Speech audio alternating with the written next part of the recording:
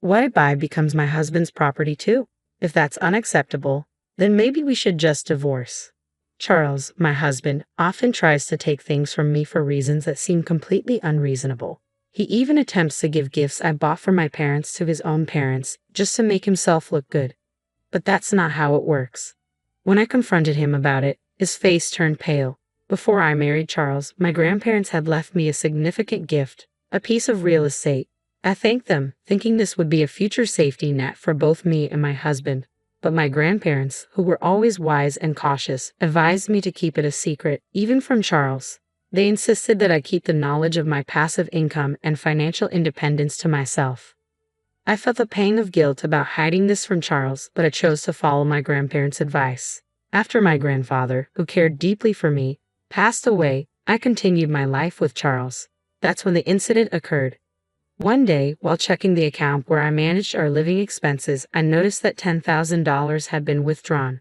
This account, which I primarily managed, was meant to cover our household costs, using the money Charles contributed. It was a huge sum, and I had no memory of withdrawing it, which meant it had to be Charles.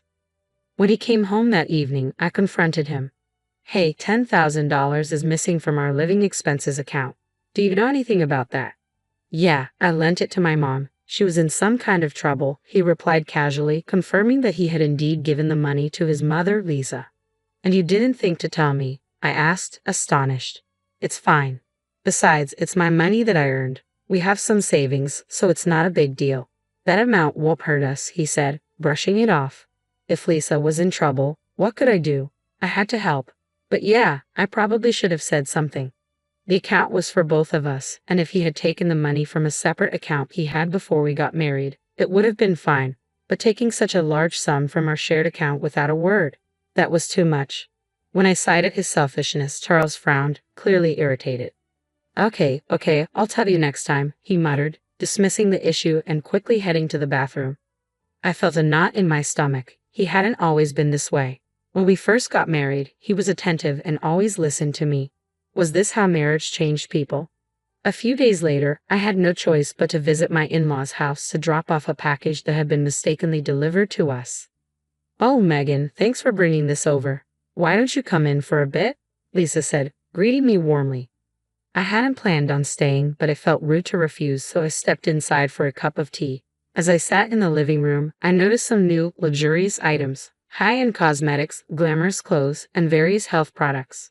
"Oh, my wonderful son gave them to me as a gift," Lisa said with pride. I realized then that the $10,000 in our account had been used for these extravagances. Charles had told me Lisa was in need of money, but it seemed she had used it on indulgent purchases instead. I couldn't help but feel uneasy knowing that the money had been spent on luxurious products for my mother-in-law. As I sipped my tea, unable to muster a smile, I noticed the shift in my in-laws' demeanor. Their cheerful expressions faded, replaced by a stern, almost threatening look. "My son is such a wonderful boy, always thinking of me and getting me these lovely gifts. But what about you?"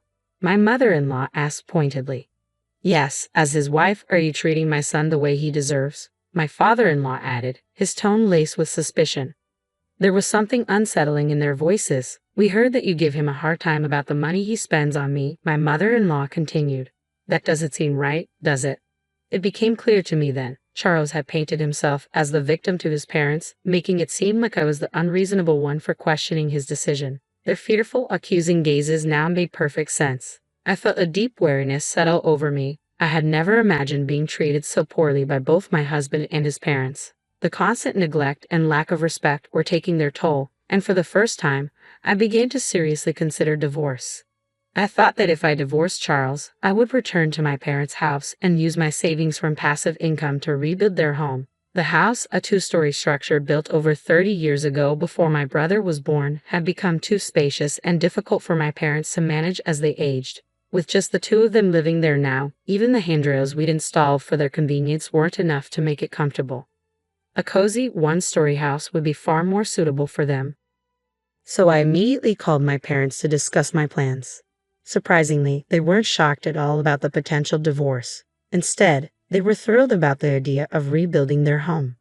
"We're so happy you're thinking of this," my mother said, her voice bright over the phone. "Even if we won't be living there for long, it's wonderful knowing it's being done with your income. and you can take over the house afterward. Thank you, my father added. But remember, take it easy and don't overdo it. Their encouraging words lifted my spirits, and I set about planning the rebuild. I was waiting to hear back from the construction company when Charles suddenly confronted me. How dare you use our savings to build a house without telling me anything about it? He shouted as soon as we sat down in the living room. He banged his fists on the table, his face contorted in anger, completely disregarding my feelings. My parents will live in the new house, I replied, trying to stay calm. No, that's not happening. It was built with our joint property, so my parents have just as much right to live there, he insisted, his voice growing louder. Are you seriously planning to cram 4 people into that little one-story house? Shut up and just give me the house, Charles screamed, slamming his fists on the table again. I realized that if he knew about my passive income, his rage would only intensify. But at that moment, I decided it was time to tell him the whole truth. To tell you the truth, I said, steadying my voice, I have passive income. I've actually been saving money from the real estate my grandparents gifted me, I explained. The house is being paid for with that passive income, so I didn't take a penny from our joint funds. Guilt tugged at me for breaking my promise to keep this secret, but Charles's reaction confirmed my grandparents' wisdom. His shoulders tensed, and he began pounding the table even harder. What kind of wife hides the fact that she has her own income? He yelled, his face turning red with anger. You play around with my money while protecting your own, keeping it a secret from me. Watching him lose control, I realized why my grandparents had warned me to keep this hidden. Maybe they had already seen through Charles, knowing what kind of man he truly was. I'll take the house as alimony, he snarled. The house you built as my wife is mine too. I'm the head of this family, and if you disobey me, I'll divorce you. His words filled me with nothing but dismay. How had I lived with this man for so long without realizing his true nature? Initially, I had planned to use my passive income as a safety net, something to rely on if we ever face financial hardship due to illness or job loss. I intended to reveal it when the time was right to help sustain our life together. But now, any desire to share that money with him had vanished. Be my guest, I said coldly as I rose from my seat and walked out of the house, leaving Charles and his demands behind. I couldn't stand being near Charles, so I decided to stay at a business hotel for the night to cool off. I planned to return home the next day with a clearer mind. However, when I walked in the following morning, Charles was waiting for me, a smug, unpleasant grin plastered across his face. As I entered, he approached me, holding a sheet of paper behind his back. With a smirk, he revealed it. It was divorce papers, already filled out. You're lying about that passive income, aren't you? He accused. You made it up to cover the fact that you were actually taking money from our joint account. His accusations were as baseless as ever, and I found it impossible to reason with him. I had been honest with him from the start, and now I saw no point in trying to convince him further. I'm telling the truth. I do have passive income, I reiterated. Here you go again, Charles sneered. I know you can't live without me. He shoved the divorce papers into my hand, still smirking. Let me know when we can move in, he said with a dismissive wave as if it were all a game. I'm going out for a drink. He patted me on the shoulder and walked out, humming cheerfully, completely oblivious to the turmoil he'd caused. In that moment, I saw Charles for who he truly was.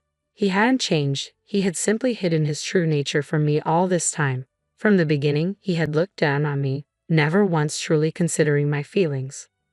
Without hesitation, I packed my belongings, filled out the divorce papers right then and there, and left the house for good. I decided to move in with my parents temporarily, explaining everything to them. We agreed to stay together until the new house was completed. The next day, I knew my life was finally moving in the right direction. I felt a wave of dismay as I looked at my phone and saw that my call log was filled with missed calls from Charles. Then, as if on cue, my phone rang again. It was him. Reluctantly, I answered, hoping this would be our final conversation. Hello. Hey, he said, his voice laced with impatience. All your stuff is gone, you know.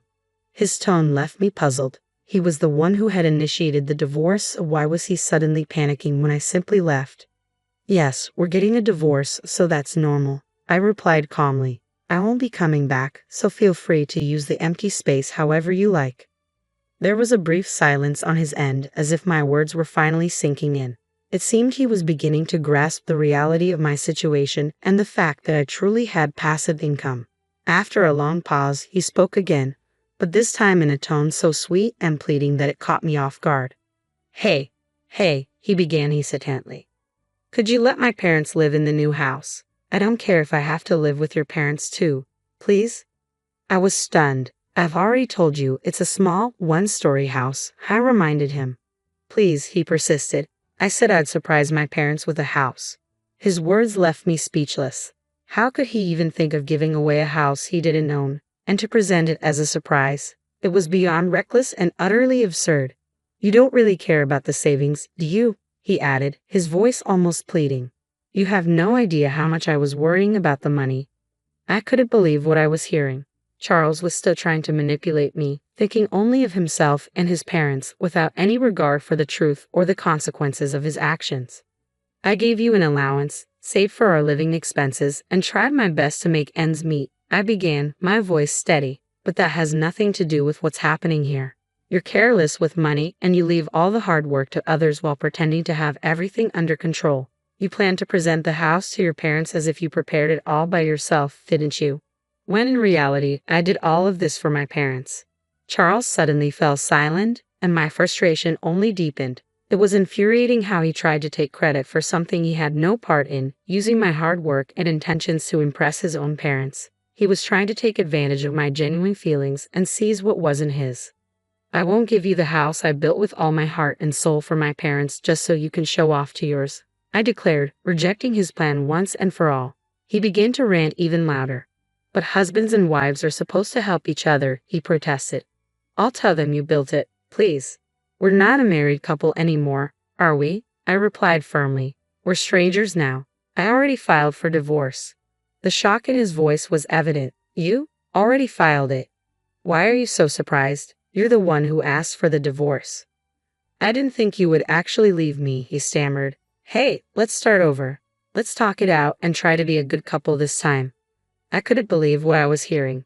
This was the man who had spent our savings on his own mother, threatened me with divorce, and belittled me until the very end. There was no way I would ever consider getting back together with someone like him. No, thank you, I said, my decision unwavering. Please give my regards to your parents. And with that, I hung up the phone, feeling a sense of finality and relief. I ended the call with a bright, resolute click. The following day, my phone was flooded with voicemails and messages from Charles, pleading for reconciliation. He claimed we could still start over, that he loved me, but I was certain his true motive was to access my property and fortune. To sever all ties, I promptly blocked all his contact information, including that of his parents. In the meantime, the house was completed, and my parents and I settled into our new, comfortable home. Life felt rejuvenated. Later, I ran into a mutual friend who knew Charles and shared the news of our divorce. She offered her sympathy and filled me in on recent developments concerning my ex.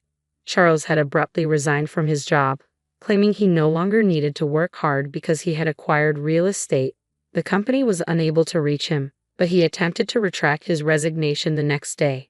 His bosses were furious, lecturing him about the trouble his sudden disappearance and incomplete notice had caused. They were particularly incensed that he hadn't considered the impact on his colleagues.